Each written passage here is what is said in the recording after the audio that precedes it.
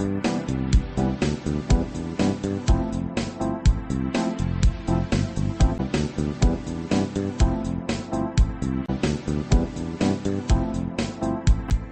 यज्ञ की इस अनोखी कक्षा में आपका स्वागत है। मैं हूं आरती। चलिए शुरू करते हैं आज का अध्याय। टैली ERP 9 के इस अध्याय में हम सीखेंगे वाउचर क्लास क्रिएट करना, यानी टू क्रिएट वाउचर क्लास। जब भी हम परचेज वाउचर में एंट्री करते हैं और जब पार्टीज अकाउंट नेम पर आते हैं तो यहाँ पर जो लिस्ट ऑफ लेजर अकाउंट्स आती है उसमें हमारे सप्लायर्स के अकाउंट्स के साथ साथ कस्टमर के अकाउंट्स भी आ जाते हैं, कैश अकाउंट भी आ जाता है, अगर बैंक अकाउंट्स हैं तो वो भी यहाँ पर आ जाते हैं। ये सारे अकाउंट्स हमको यहाँ पर नज़र आते हैं। अब अगर हम चाहते हैं कि केवल सप्लायर्स की लिस्ट यहाँ पर आए, बाकी ये इतने सारे अकाउंट्स यहाँ पर ना हों, तो उसके लिए हमको वाउचर क्लास क्रिएट करना होगी। वाउचर क्लास क्रिएट कर लेने से यहाँ पर हमको फिर केवल हमारे सप्लायर्स की लिस्ट नज़र आएगी, जिससे कि हमारा काम आसान हो जाता है। क्योंकि अगर यहाँ पर बहुत ज़्यादा अकाउंट्स होंगे उसमें से फिर हमको सप्लायर ढूंढना थोड़ा मुश्किल भरा काम होता है। तो काम को आसान बनाने के लिए हम वाउचर क्लास क्रिएट करेंगे। इसके लिए पहले एस्केप की दबाते हुए यहाँ से बाहर आ जाएंगे। ये गेटवे ऑफ टैली पर हम आ गए और अब हम जाएंगे अकाउंट्स इन्फो पर। यहाँ से हम जाएंगे वाउचर टाइप्स पर और वाउचर टाइप्स में अब हम जाएंगे ऑल्टर पर। अब हमको जिस वाउचर में क्लास बनानी है उस वाउचर को हम यहाँ से चुन लेंगे। हमको परचेज वाउचर में क्लास बनानी है तो हम परचेज चुन लेंगे और यहाँ पर एंटर करते हुए हम आगे आ जाएंगे नेम ऑफ क्लास तक। अब यहाँ पर जो नेम ऑफ क्लास हमको बनानी है वो है परचेज। परचेज यहाँ लिख देंगे, इसे एंटर प्रेस कर देंगे। एंटर प्रेस करने पर ये क्लास परचेज के लिए विंडो आ गई। अब इसमें ये दो चीज़ें हैं, एक्सक्लूड दीज ग्रुप्स और इंक्लूड दीज ग्रुप्स। यानी जो ग्रुप्स आप रखना चाहते हैं, जिनके लेजर्स या अकाउंट्स आपको दिखाई दें, वो हम यहाँ लिखेंगे, और जो ग्रुप्स हमको नहीं चाहिए, उस लिस्ट में से बाहर करना है, उनको हम यहाँ पर चुन लेंगे। तो ये यहाँ पर लिस्ट ऑफ ग्रुप्स है। अब जो ग्रुप्स हमको बाहर रखना है उनको हम यहाँ चुन लेंगे।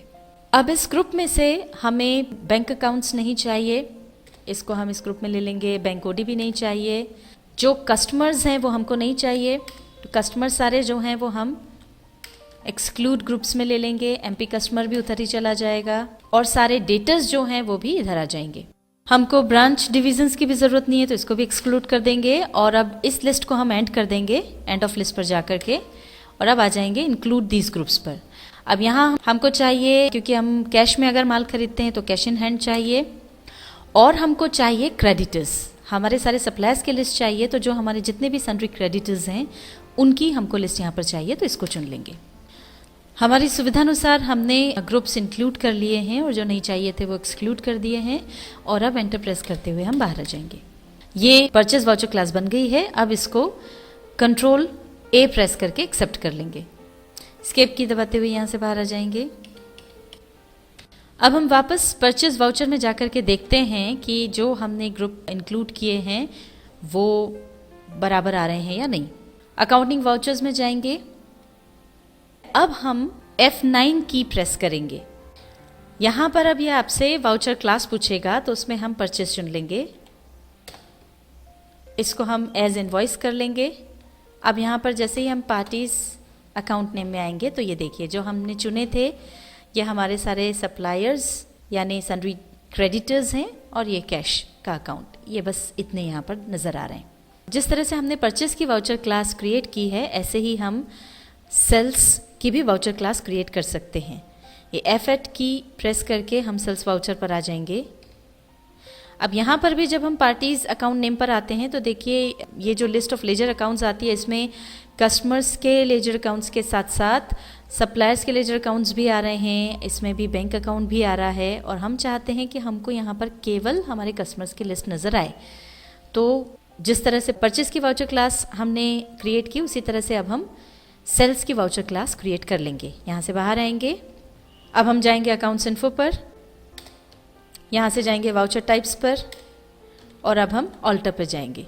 अब यहाँ पर जिस वाउचर की क्लास हमको क्रिएट करनी है वो हम चुन लेंगे, वो है सेल्स।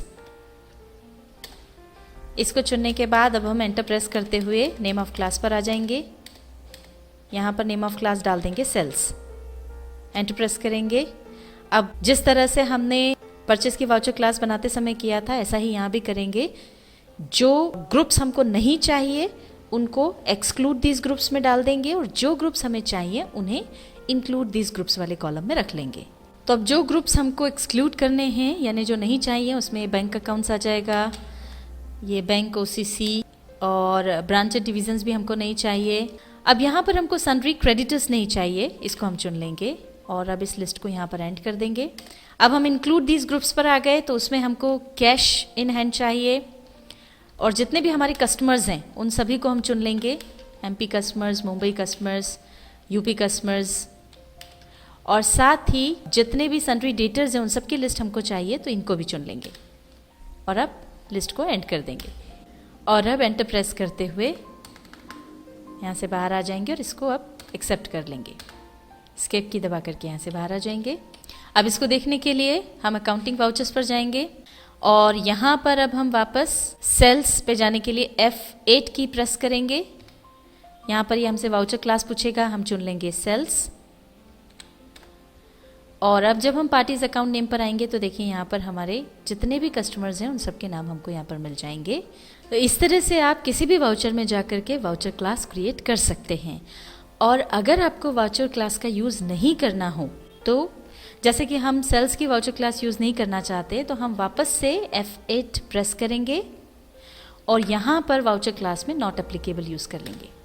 इससे पार्टीज अकाउंट नेम में जो लिस्ट आएगी वो फिर वैसी ही होगी जिसमें सारे कस्टमर, सारे सप्लायर्स, बैंक अकाउंट, सबके खाते यहाँ पर आ जाएंगे। टैली ERP9 के इस अध्याय में हमने सीखा वाउचर क्लास क्रिएट करना, यानी टू क्रिएट वाउचर क्लास।